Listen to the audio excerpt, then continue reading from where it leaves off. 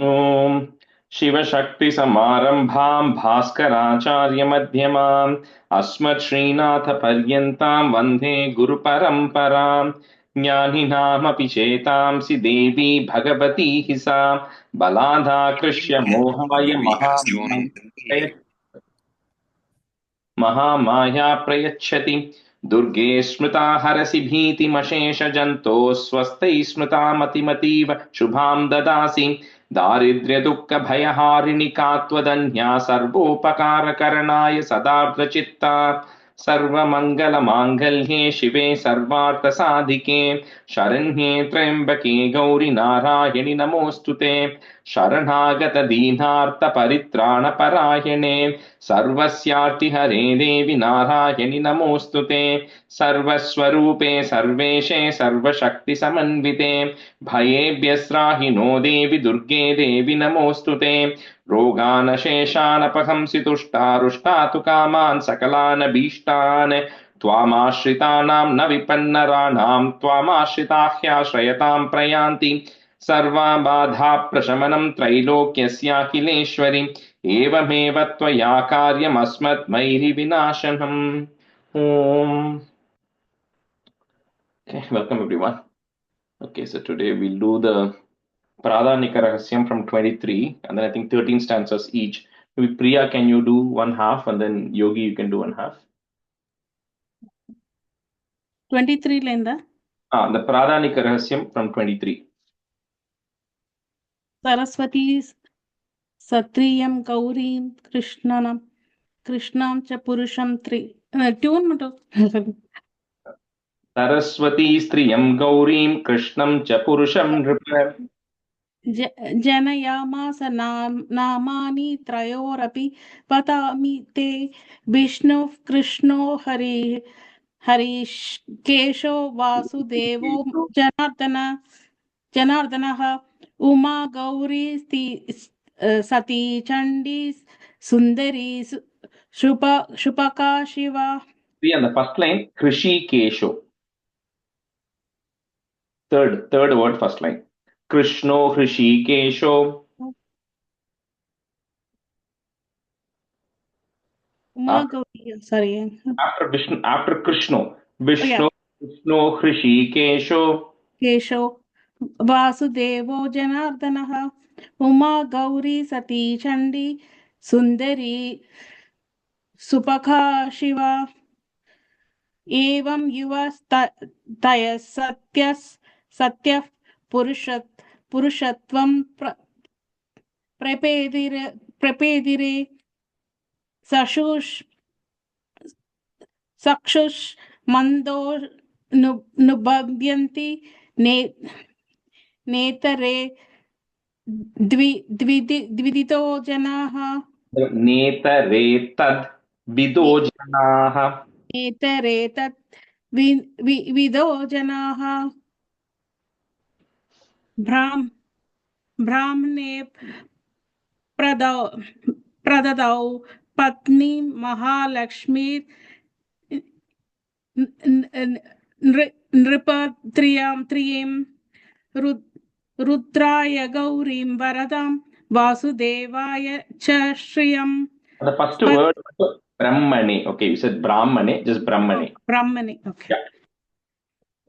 Swaraya Saha Sambhuya Virishyo Shandam Ajijanat Bibite Bhagavan Rudras Tat Kaurya Sahaviryavan Andamatye Pradhanati Karyat Jatam Ambuntra Abundrita Dripa Abun Nripa. Nripava. Yeah, Abun Nripa Mahabhutat Maham Sarvam Jagat Stavara Jangamam Puboshapalaya Masa Dalakshmya Saha Keshavaha Sanjahara Jagat Sarvam Saha Gaurya Maheshwaraha महालक्ष्मीर्महाराजा सर्वसत्य महेश्वरी निराकारा सागारा सैव नाना पितान प्रति पितानपृत नामान्तरैर्निरूपैष्य नाम्ना नान्येन केनचित्. Can you do the 5 stanzas of the next one also? ऋषिरुवाच त्रिगुणातामसी देवी सात्विक यात्रितोदिता Another word over second. Satviki yatridu. सात्विकी यात्रितोदिता सा सर्वा चण्डिका दुर्गा पत्रा भगवतीर्यते योगनिद्रा हरे रुद्र महाकाली तमो गुणा मधुकैडपनाशार्थं यां दुष्टा वां भुजासनः दशवक्र दशभुजा दशपादाञ्चन प्रभा विशालया राजमाना त्रिंशल्लोचनमालया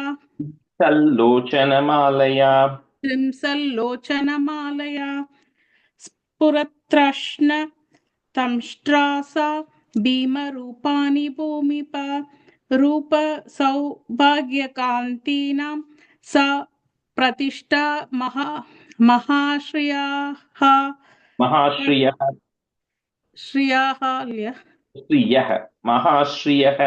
महाश्रियः कट्कपाना कदाशूल शक्रशङ्ग भुषुण्डि पृत परिकं कार्मुकं श्रीशं निश्चोतत् रुतिरं तदौ. Stop there. Yeah. Thank you. एषा सा वैष्णवी माया महाकाली दुरत्यया आराधिता वशु कुर्यात् पूजा कर्तुश्चराचरम् सर्वदेवो शरीरेभ्यो याविर्भूता विदप्रभा त्रिकोणा स महालक्ष्मी साक्षात् Mahishamardini. The first line, first word, Sarva Deva. You said Sarva Devo, Sarva Deva. Okay. श्वेतेनानन नीलपुजा सुश्वेत स्तनमण्डला रक्तमत्ताय रक्तपादा नीलजङ्गोरु रुन्मदा. First word, श्वेतानना नीलपूजा सुश्वेता स्तनमण्डला रक्तमत्तया रक्तपादा नीलजङ्गरुन्मदा.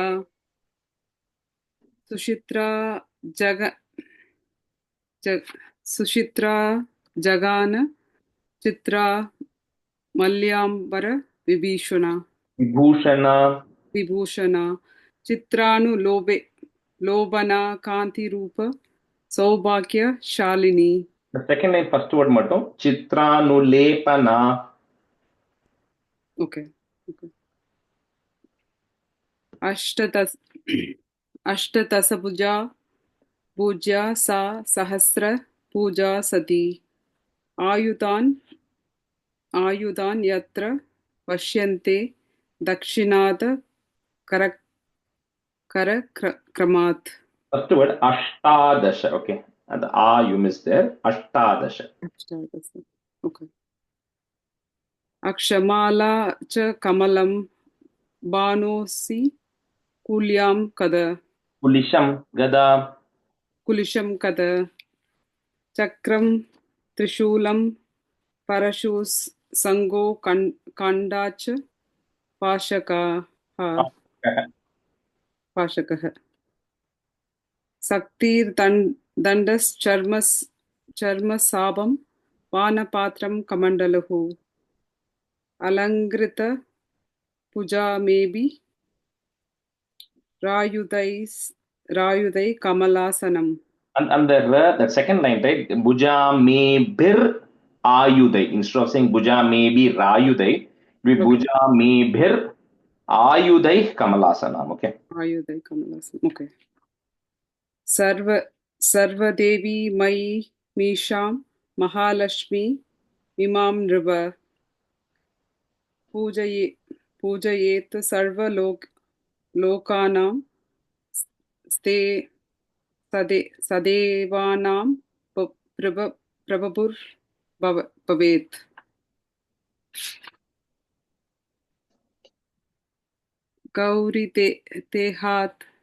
गौरीतेहातु समुद्बुधा यासद्वैग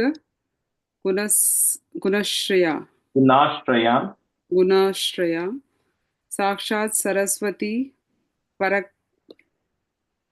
परोक्ता शुम्भासुर निबर्हणि. The middle word prokta. Middle word, second line. Prokta. Okay. तदौ शाष्ट भुजावान मुसले शूलचक्र भृत् संगम कंडाम लांगलम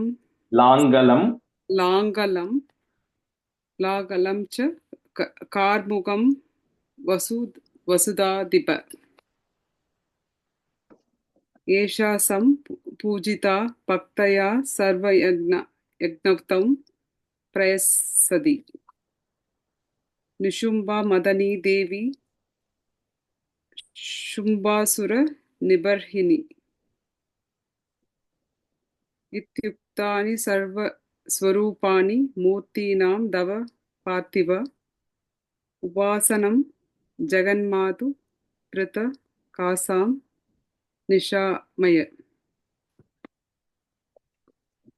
I think we did 18, right? Didn't we not do 18? No? Okay. 17 then. Okay, all right. Okay. All right, let's continue from 18 then. Shalini, welcome back. You can be a student. And Jayashree, you can be a student. Okay. Mahalakshmir yada pujya Mahakali Saraswati Dakshinottarayoho, put a F, Dakshinottarayoh pujye prishthato mithuna trayam. Mahalakshmir yada pujya Mahakali Saraswati Dakshinottarayoh pujye prishthato mithuna trayam. महालक्ष्मीर्यदा पूज्या Mahakali Saraswati दक्षिणोत्तरयोः पूज्ये पृष्ठतो मिथुनत्रयम्. महालक्ष्मीर्यदा पूज्या Mahakali Saraswati दक्षिणोत्तरयोः पूज्ये पृष्ठतो मिथुनत्रयम्. महालक्ष्मीर्यदा पूज्या Mahakali Saraswati दक्षिणोत्तरयोः पूज्ये पृष्ठतो मिथुनत्रयम्. महालक्ष्मीर्यदा पूज्या Mahakali Saraswati दक्षिणोत्तरयोः पूज्ये पृष्ठतो मिथुनत्रयम्. Virinchihi, put a is, Virinchis Swaraya Madhye Rudro Gaurya cha Dakshine Vame Lakshmiya Hrishikeshaha, put a F, Hrishikesha Purato Devata Trayam. See here it is telling whenever you're worshipping this Mahalakshmi, right, it's to say how you have to also keep Mahakali and Mahasaraswati along with that. And you also have to keep Shiva, Brahma, and Vishnu, right? That's what, because Virincha is referring to Brahma, and Rudra in this context referring to Shiva, and then Gauri is Parvati along with Hrishikesha along with Vishnu. So saying it's kind of like we said, this also talks about the placements, right? How you have to keep it. But it says you keep Mahalakshmi in the middle, and then Saraswati and the Durga on the either side, Mahakali on the left and the right side, along with the Brahma, Vishnu, and Shiva. विरिञ्चिस्वरया मध्ये रुद्रो गौर्या च दक्षिणे वामे लक्ष्म्या हृषीकेशः पुरतो देवतात्रयम् विरिञ्चिस्वरया मध्ये रुद्रो गौर्या च दक्षिणे वामे लक्ष्म्या ऋषिकेशः पुरतो देवतात्रयम् विरिञ्चिस्वरया मध्ये रुद्रो गौर्या च दक्षिणे वामे लक्ष्म्या ऋषिकेशः पुरतो देवतात्रयम् विरिञ्चिस्वरया मध्ये रुद्रो गौर्या च दक्षिणे वामे लक्ष्म्या हृषीकेशः पुरतो देवतात्रयम् विरिञ्चिस्वरया मध्ये रुद्रो गौर्या च दक्षिणे वामे लक्ष्म्या हृषीकेशः पुरतो देवतात्रयम् अष्टादश भुजा मध्ये वामे चास्या दशानना दक्षिणेष्ठ दक्षिणे अष्ट दक्षिणेष्ठ भुजा लक्ष्मीर् इर् महतीति समर्चयेत् अष्टादश भुजा मध्ये वामे चास्या दशानना दक्षिणेष्ठ भुजा लक्ष्मीर्महतीति समर्चयेत् अष्टादशभुजा मध्ये वामे चास्य दशानना दक्षिणेष्टभुजा लक्ष्मीर्महातीति समर्चयेत् अष्टादशभुजा मध्ये वामे चास्य दशानना दक्षिणेष्टभुजा लक्ष्मीर्महतीति समर्चयेत्. The first line chasya, okay, a sound at the very end. First line. Okay. चास्य अष्टादशभुजा मध्ये वामे चास्या दशानना दक्षिणेष्टभुजा लक्ष्मीर्महदीति समर्चयेत् अष्टादशभुजा मध्ये वामे चास्या दशानना दक्षिणेष्टभुजा लक्ष्मीर्महदीति समर्चयेत् अष्टादश भुजा चैषा यदा पूज्या नराधिप दशानना चाष्टभुजा दक्षिणोत्तर योस्तदा अष्टादश भुजा चैषा यदा पूज्या नराधिप दशानना चाष्टभुजा दक्षिणोत्तरयोस्तदा अष्टादशभुजा चैष यदा पूज्या नराधिप दशानना चाष्टभुजा दक्षिणोत्तरयोस्तदा अष्टादशभुजा चैष यदा पूज्या नराधिप दशानना चाष्टभुजा दक्षिणोत्तरयोस्तदा अष्टादशभुजा चैषा यदा पूज्या नराधिप दशानना शाष्टभुजा दक्षिणोत्तरयोस्तदा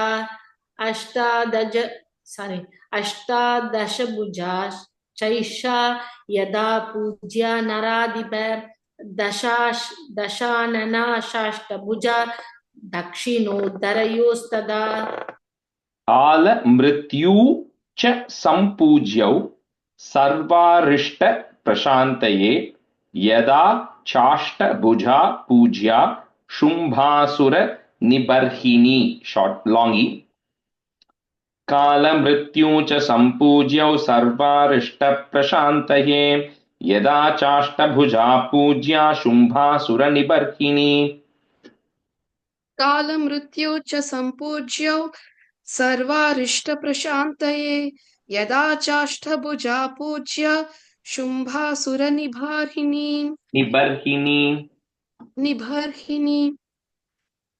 काल मृत्यु च संपूज्यौ सर्वारिष्ट प्रशान्तये यदा चाष्टभुजा पूज्य शुंभासुर निबर्हिणी काल मृत्यु च संपूज्यौ सर्वारिष्ट प्रशान्तये यदा शाष्टभुजा पूज्य शुंभासुर निबर्हिणी कालमृत्यु च सम्पूज्यौ सर्वारिष्टप्रशान्तये यदा शाष्टभुजा पूज्या शुम्भासुरनिबर्हिणी नवात्याः पुट इष् नवास्याः शक्तयः पुट एफ् शक्तयः पूज्यास् तदा रुद्र विनायकौ नमो देव्या इति स्तोत्रैर् महालक्ष्मीं समर्चयेत्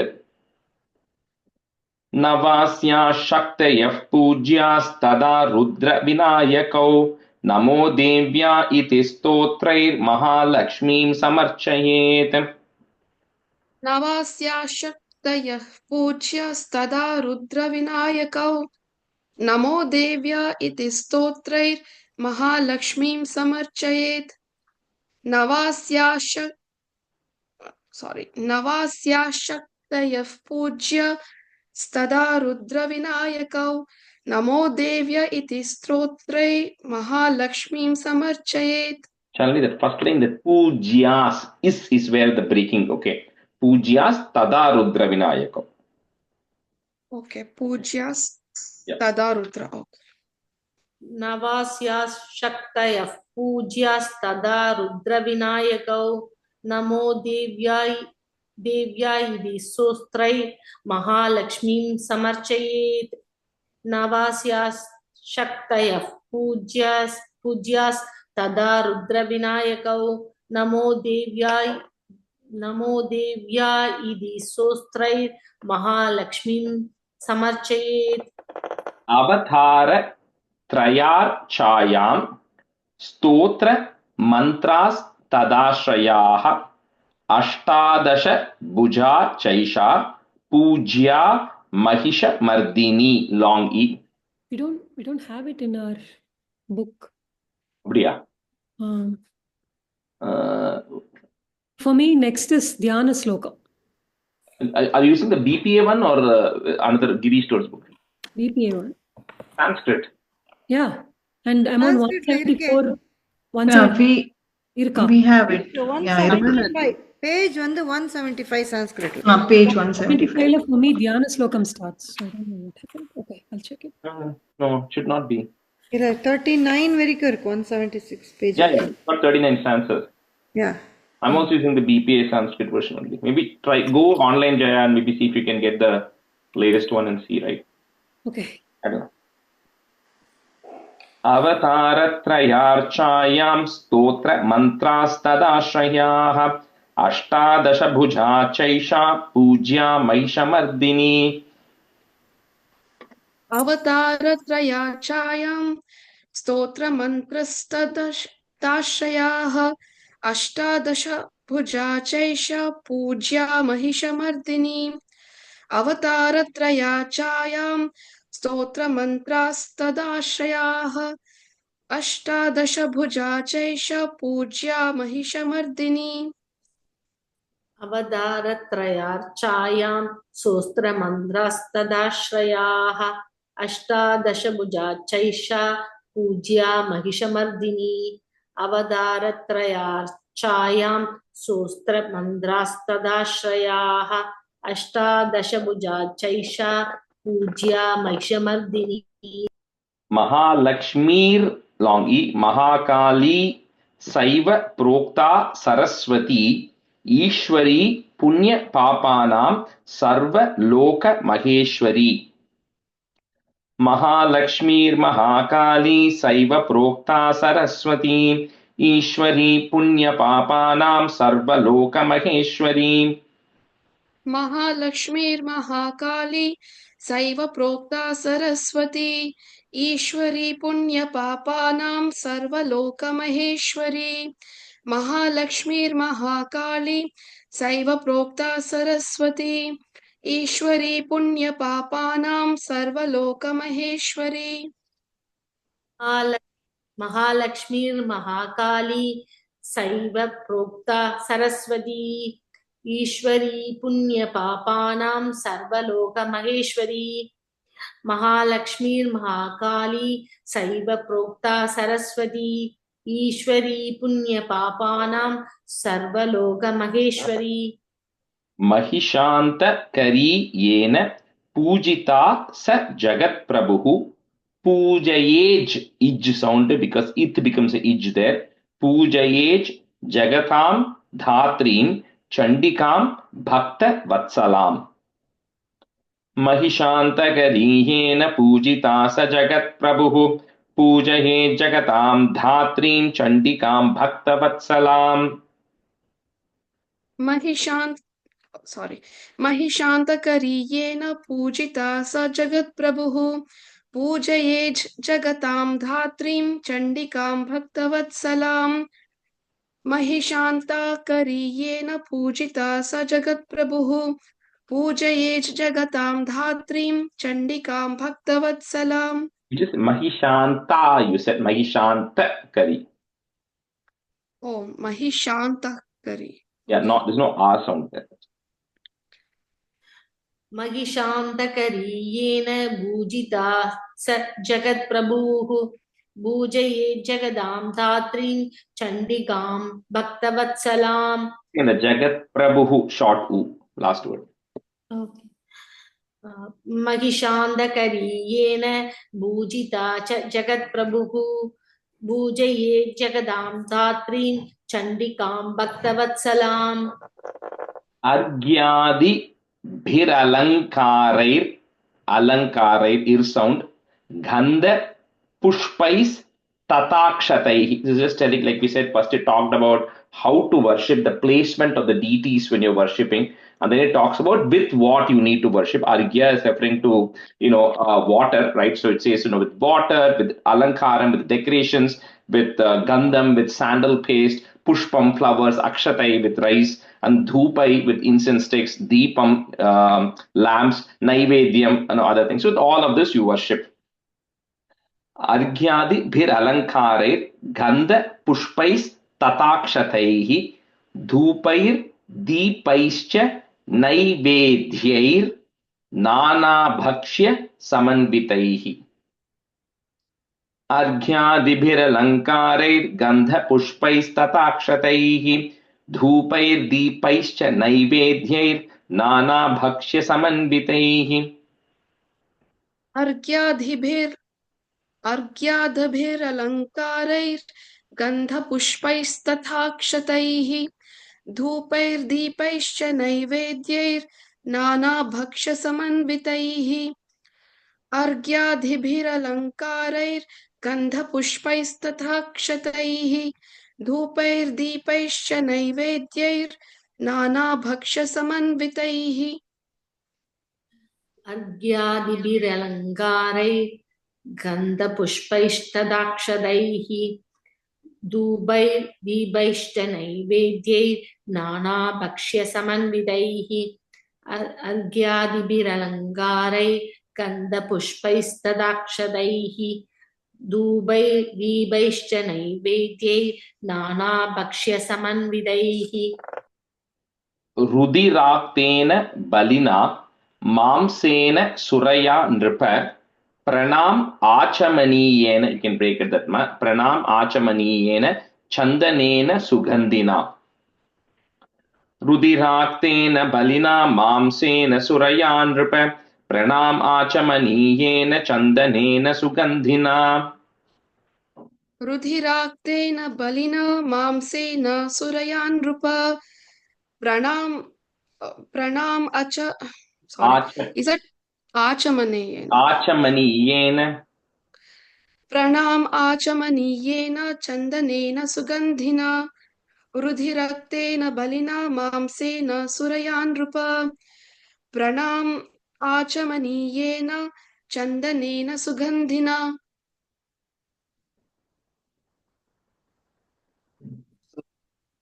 रुधिराक्तेन बलिना मांसेन सुरया नृप प्रणाम आचमनीयेन चन्दनेन सुगन्धिना रुधिराक्तेन बलिना मांसेन सुरया नृप प्रणाम आचमनीयेन चन्दनेन सुगन्धिना कर्पूरैश्च ताम्बूलैर् भक्ति भाव समन्वितैः Vama bhage grato devyash chinna shirsham mahasuram. We'll just do one time for the next 5 minutes. सकर्पूरैश्च ताम्बूलैर्भक्तिभावसमन्वितैः वामभागे ग्रतो देव्याश्छिन्नशीर्षं महासुरम् कर्पूरैश्च ताम्बूलैर्भक्तिभावसमन्वितैः वामभागे ग्रतो देव्या छिन्नशीर्षं महासुरम् सकर्पूरैश्च ताम्बूलैर्भक्तिभावसमन्वितैः वामभागे कृतो दिव्याश्चिन्नशीर्षं महासुरम् पूजयेन् महिषं येन प्राप्तं सायुज्यम् ईशया दक्षिणे पुरतः पुट इस् पुरतस् सिंहं समग्रं धर्मम् ईश्वरम् or धर्मम् ईश्वरम् together. पूजयेन् महिषं येन प्राप्तं सायुज्यमीशया दक्षिणे पुरतः सिंहं समग्रं धर्ममीश्वरम् पूजयेन्महिषं येन प्राप्तं सायुज्यमीशया दक्षिणे पुरतः सिंहं समग्रं धर्ममीश्वरम् पूजयेन्महिषं येन प्राप्तं सायुज्यमीशया दक्षिणे पुरतः सिंहं समग्रं धर्ममीश्वरम् वाहनं पूजयेत् देव्या धृतं येन चराचरं कुर्याच् च it's a double ich and a cha there कुर्याच् च स्तवनं धीमांस् तस्या एकाग्र मानसः वाहनं पूजयेत् देव्या धृतं येन चराचरं कुर्याच् च स्तवनं धीमांस् तस्या एकाग्र मानसः वाहनं पूजयेत् देव्या धृतं येन चराचरं कुर्याच्च स्तवनं धीमं तस्या एकाग्रमानसः The dhimams, the second line middle word. Dhimam. कुर्याच्च स्तवनं धीमं तस्या एकाग्रमानसः. Again you said dhimams. Dhimams. Oh, sorry. कुर्याच्च स्तवनं धीमां तस्य एकाग्रमानसः. वाहनं पूजयेत् देव्या धृतं येन चराचरं कुर्याश्च स्तवनं धीमां तस्या एकाग्रमानसः. Put the h sound tata. Kritanjalir bhutva stuvita charitairimaihi ekena va madhyamena naike nethara yoriha. ततः कृताञ्जलिर्भूत्वा स्तुवीतचरितैरिमैः एकेन वा मध्यमेन नैकेनेतरयोरिह. ततः कृताञ्जलिर्भूत्वा स्तुविता चरितैर्मयैः एकेन वा मध्यमेन नैकेनेतरयोरिह. That first line, third word, stuvita, long e, okay? Stuvita. Yeah. तदकृताञ्जलिर्भूत्वा स्तुवीद सरितैरिमैः एकेन वा मध्यमेन नैकेनेतरयोरिह. चरितार्थं तु न जपेच् जपन् in sound जपन् छिद्रम् अवाप्नुयात् प्रदक्षिणा नमस्कारान् कृत्वा मूर्ध्नि कृताञ्जलिः. So again, like now it's talking a little bit about, like we discussed last time about, you have to say the first, the middle and the last section, or if you're not able to do it, at least just do the middle section. And then, you cannot just say the first or the last section, right? You cannot do that. And then, once you are done, then you do the pradakshinam, then you do the namaskaram, then you do the, krita anjali, hold your hands together, do the anjali, and then, you get focus on the prayer that you're doing with your senses under control, and then you go and ask for blessings and forgiveness from Devi. Akshrama, which comes the next one. चरितार्थं तु न जपे जपं छिद्रमवाप्नुयात् प्रदक्षिणा नमस्कारान् कृत्वा मूर्ध्नि कृताञ्जलिः चरितार्थं तु न जपे जपं छिद्रमवाप्नुयात् प्रदक्षिणा नमस्कारान् कृत्वा मूर्ध्नि कृताञ्जलिः चरितार्थं तु न जपेज जपन् चित्रम् अवाप्नुयात् प्रदक्षिणा नमस्कारान् कृत्वा मूर्ध्नि कृताञ्जलिः क्षमापयेज् जगद्धात्रीं मुहुरतन्द्रितः प्रतिश्लोकं च जुहुयात् payasam tilasarpisha. It talks about, you can give, ghee or payasam as offerings, or cooked rice, the habis that we put. You can offer all of that into the home, into the fire. क्षमापये जगद्धात्रीं मुहुरतन्द्रितः प्रतिश्लोकं च जुहुयात् पायसं तिलसर्पिषाम् क्षमापये जगद्धात्रीं मुहुर्मुहुरतं धृतः प्रतिश्लोकं च जुहुयात् पायसं तिलसर्पिषा क्षमापये जगत्तात्रीं मुहुर्मुहुरतन्द्रितः प्रतिश्लोकं च जुहुयात् पायसं तिलसर्पिषा. We can switch halfway. Shanti, you can be a student, and Ramya, you can be a student. Juhuyat stotra mantrairva chandikaye shubham havihi bhuyo nama padair devim pujayet susamahitah. You can say it a couple of times, about 5 minutes before, we'll say once. जुहुयात् स्तोत्र मंत्रैर्वा चंडिकायै शुभं हविः भूयो नाम पदैर्देवीं पूजयेत् सुसमाहितः जुहुयात् स्तोत्रमन्त्रैर्वा चण्डिकायै शुभं हविः भूयो नाम पदैर्देवीं पूजयेत् सुसमाहितः जुहुयात् स्तोत्रमन्त्रैर्वा चण्डिकायै शुभं हविः भूयो नाम पदैर्देवीं पूजयेत् सुसमाहितः. And the juhu and the ju is a short u, okay? You said juhuyat. Okay. जुहुयात् स्तोत्रमन्त्रैर्वा चण्डिकायै शुभं हविः भूयो नाम पदैर्देवीं पूजयेत् सुसमाहितः जुहुयात् स्तोत्रमन्त्रैर्वा चण्डिकायै शुभं हविः भूयो नाम पदैर्देवीं पूजयेत् सुसमाहितः. Prayatah, put a F. Pranjalihi, another F. Prahvah, another F. So each of that visarga will become an F. Prahvah. Pranamyaropya chatmani, short E. Suchiram bhavaye disham chandikam tanmayo bhavet. Prayatah pranjalih prahvah pranamyaropya chatmani.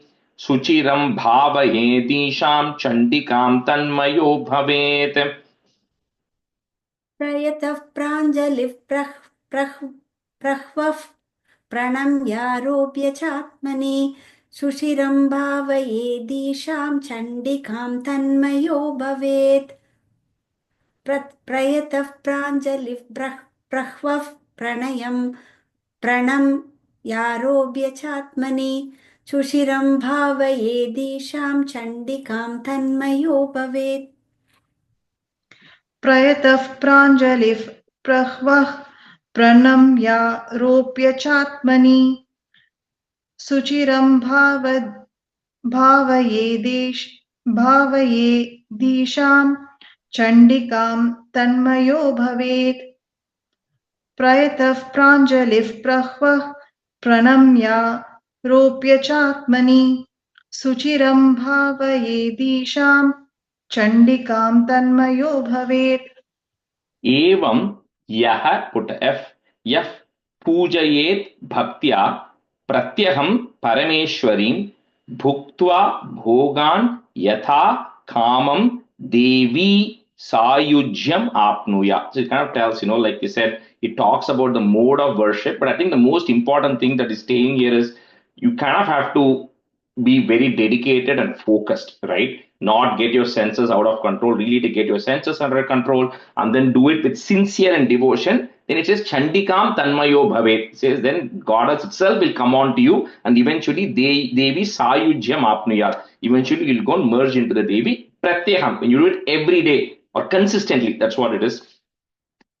एवं यः पूजयेत् भक्त्या प्रत्यहं परमेश्वरीं भुक्त्वा भोगान् यथा कामं देवी सायुज्यमाप्नुयात्.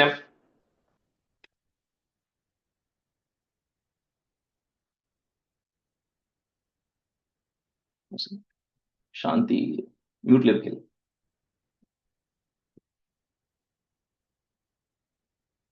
Okay, let me go ahead.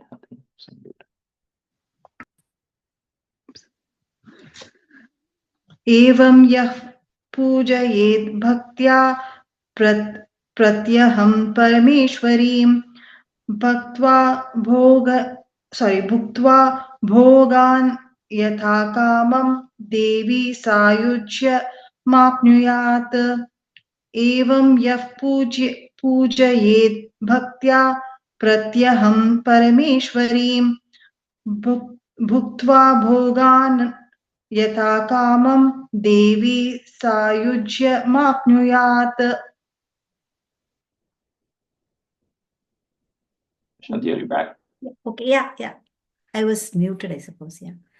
एवं यः पूजयेत् भक्त्या प्रत्यहं परमेश्वरीं भुक्त्वा भोगान् यथा कामं देवी सायुज्यमाप्नुयात्. एवं यः पूजयेत् भक्त्या प्रत्यहं परमेश्वरीं भुक्त्वा भोगान् यथा कामं देवी सायुज्यमाप्नुयात्. यो न पूजयते नित्यं चण्डिकां भक्तवत्सलां भस्मीकृत्यास्य पुण्यानि शॉर्ट निर्दहेत् परमेश्वरी.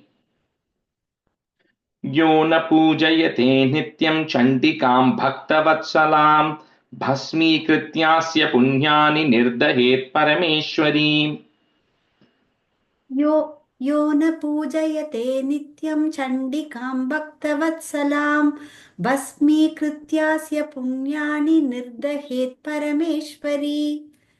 यो न पूजयते नित्यं चण्डिकां भक्तवत्सलां भस्मीकृत्यास्य पुण्यानि निर्दहेत् परमेश्वरी. यो न पूजयते नित्यं चण्डिकां भक्तवत्सलां भस्मीकृत्यास्य पुण्यानि निर्दहेत् परमेश्वरी. निर्दहेत् परमेश्वरी. यो न पूजयते नित्यं चण्डिकां भक्तवत्सलां भस्मीकृत्यास्य पुण्यानि निर्दहेत् परमेश्वरी. तस्मात् पूजय भूपाल सर्वलोक महेश्वरीं यथोक्तेन विधानेन चण्डिकां सुखमाप्स्यसि. Short E. तस्मात् पूजय भूपाल सर्वलोक महेश्वरीं यथोक्तेन विधानेन चण्डिकां सुखमाप्स्यसि. तस्मात् पूजय भूपाल सर्वलोकमहेश्वरीं यदोक्तेन विधानेन चण्डिकां सुगमाप्स्यसि. तस्मात् पूजय भूपाल सर्वलोकमहेश्वरीं यदोक्तेन विधानेन चण्डिकां सुगमाप्स्यसि.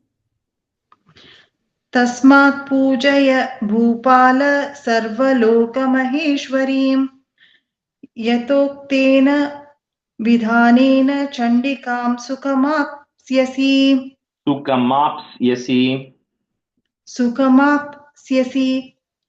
तस्मात् पूजय भूपाल सर्वलोकमहेश्वरीं यथोक्तेन विधानेन चण्डिकां Syasi.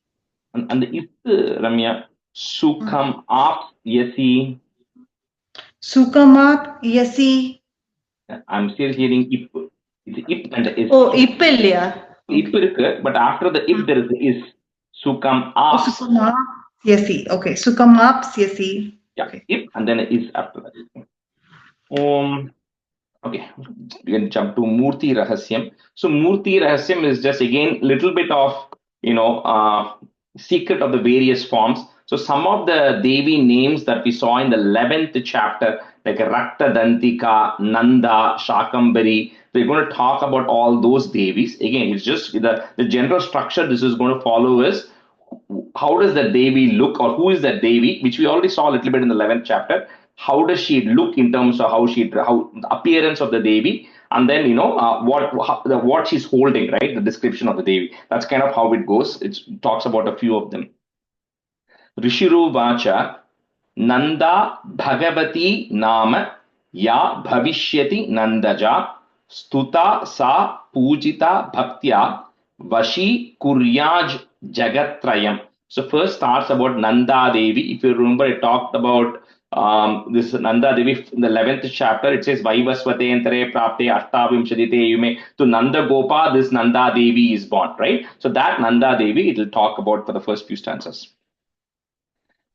ऋषिरुवाच नन्दा भगवती नाम या भविष्यति नन्दजा स्तुता सा पूजिता भक्त्या वशीकुर्या जगत्त्रयम् नन्दा भगवती नाम या भविष्यति नन्दजा स्तुता सा पूजिता भक्त्या वसीकुर्यात् जगत्त्रयम्. ऋषिरुवाच, right? In the beginning, ऋषिरुवाच नन्दा भगवती नाम या भविष्यति नन्दजा स्तुता सा पूजिता भक्त्या वसीकुर्यात् जगत्त्रयम्. ऋषिर्वाच नन्दा भगवती नाम या भविष्यति नन्दजा स्तुता सा पूजिता भक्त्या वशीकुर्यात् जगत्त्रयम्.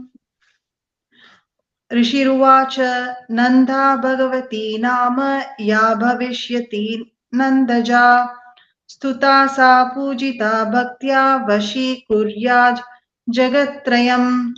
Rajesh, quick doubt. And the Om overati solla vendama. The first we normally say that at the beginning. They say Om Rishiruvacha and then we start it. So on the Om you can just move it up to the Rishiruvacha's line. Yeah. Okay.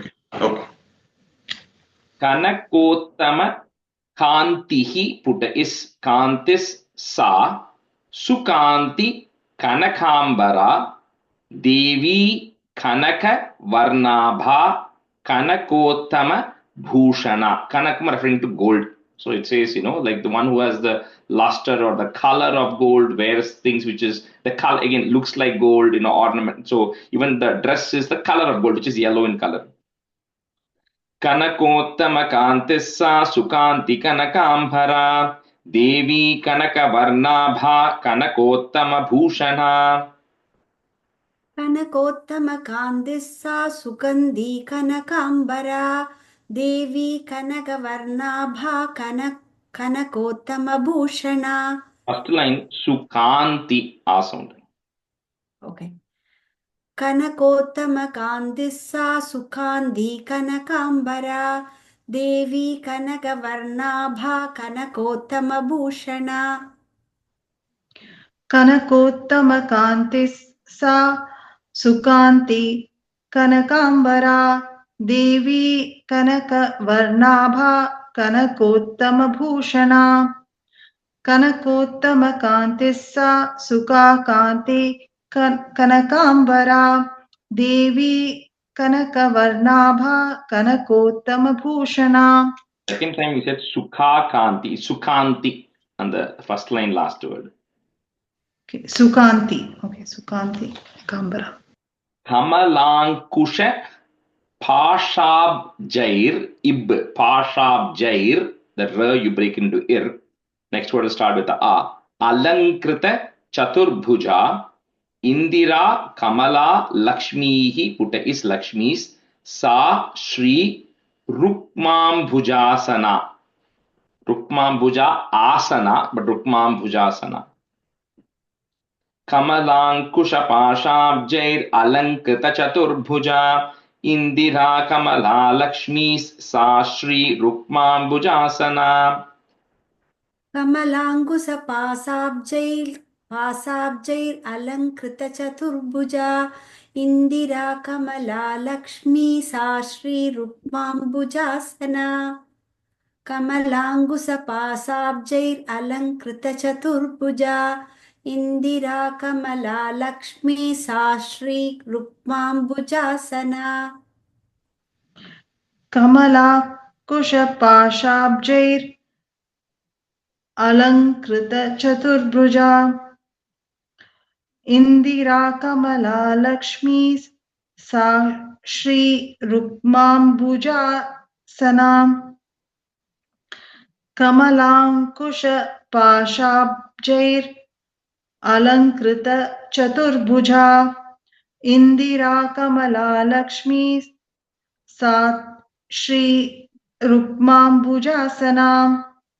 Next, so this talks about Nanda Devi. The next talks about Rakta Dantika, which comes right after Nanda Devi. This is the Devi who comes and gets rid of this demon called Viprachitta, and then it says her teeth were like pomegranate color, because of which you're going to be called Rakta Dantika, right? So that's why everything in this will have the word Rakta, which is referring to the red color, which is like blood, right?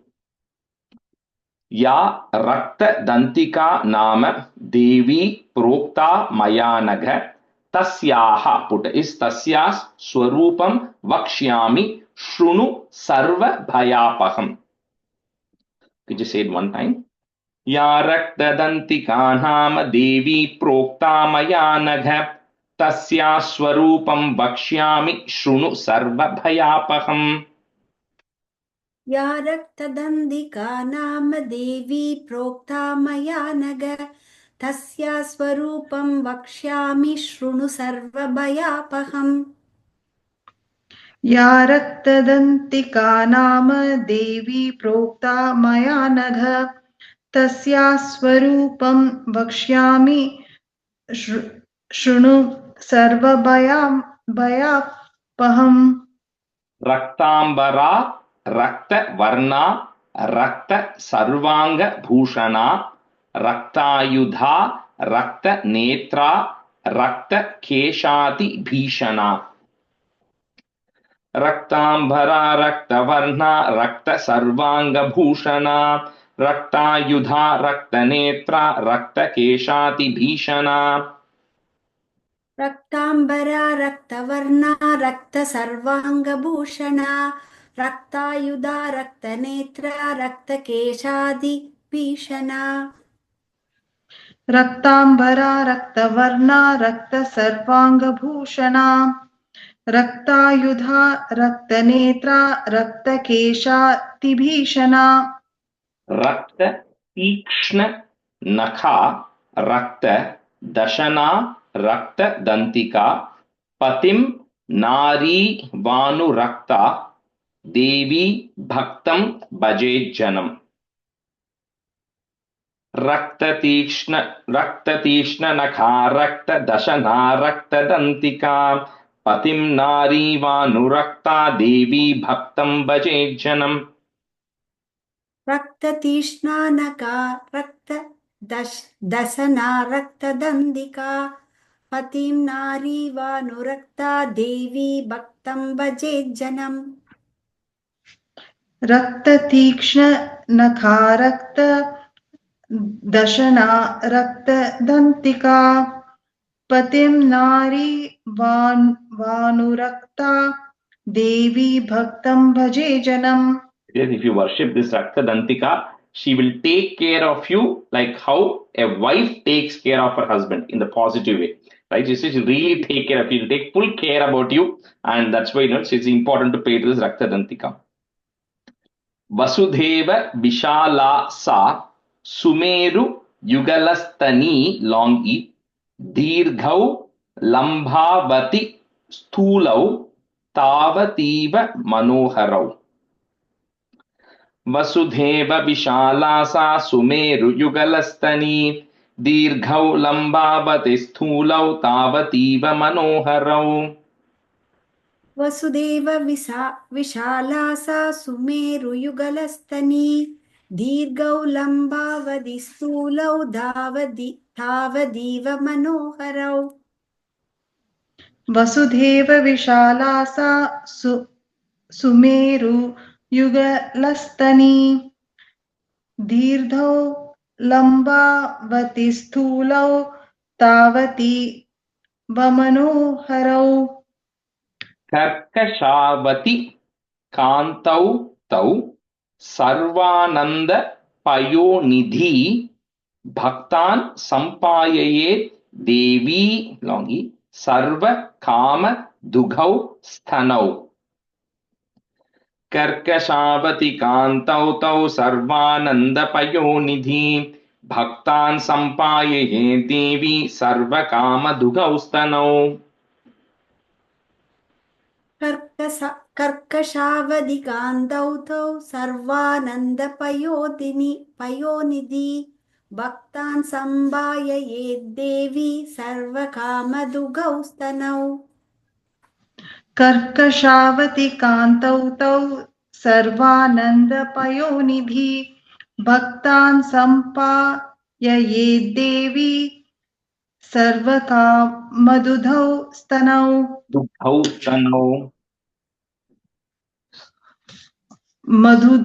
मधुधौ स्तनौ सर्वकामदुघौ स्तनौ सर्वकामदुधौ okay सर्वकामदुधौ स्तनौ you're saying dudhau it is dugdhau g sound dugdhau stanau oh dugau okay सर्वकामदुघौ स्तनौ खड्गं पात्रं च मुसलं लाङ्गलं च बिभर्ति सा आख्याता रक्त चामुण्डा देवी योगेश्वरीति च खड्गं पात्रं च मुसलं लाङ्गलं च बिभर्ति सा आख्याता रक्त चामुण्डा देवी योगेश्वरीति च खड्गं पात्रं च मुसलं लाङ्गलं च बिभर्ति सा आख्याता रक्तचामुण्डा देवी योगेश्वरीति च खड्गं पात्रं च मुसलं लाङ्गलं च बिभर्ति सा आख्याता रक्तचामुण्डा देवी योगेश्वरीति च This Devi is also called as Yogeshwari. We have a Yogeshwari here. So it's also called as Yogeshwari. That's the name because it's a Devi's name. We'll do one more quickly. Anaya Vyaptam Akhilam Jagat Stavara Jangamam Imam Yaha, put a F, Imam Yah Pujayet Bhaktya Sa Vyapnoti Characharam. Anaya Vyaptam Akhilam Jagat Stavara Jangamam Imam Yah Pujayet Bhaktya Sa Vyapnoti Characharam. अनया व्याप्तमखिलं जगत्स्थावरजङ्गमम् इमां यः पूजयेत् भक्त्या स व्याप्नोति चराचरम् अनया व्याप्तम् अखिलं जगत् स्थावरजङ्गमम् इमां यः पूजयेत् भक्त्या स व्याप्नोति चराचरम् Hari Om Shri Gurubhyo Namaha. Okay, we'll stop here today. So we have about 16 more in this, which we'll finish in next class, and then we'll do the Kshama Prarthana, which is normally done at the end of everything, which should go pretty quick. That should be straightforward. So we'll try to finish both of those in the next class, the 16 stanzas and the Kshama Prarthana.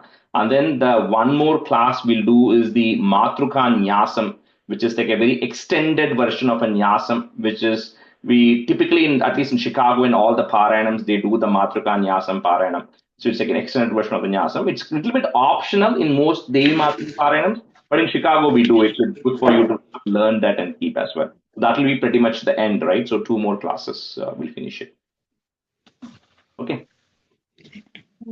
Thank you, Rajesh ji. Thank you, Rajesh. Rajesh. Thank Thank you, Rajesh. you.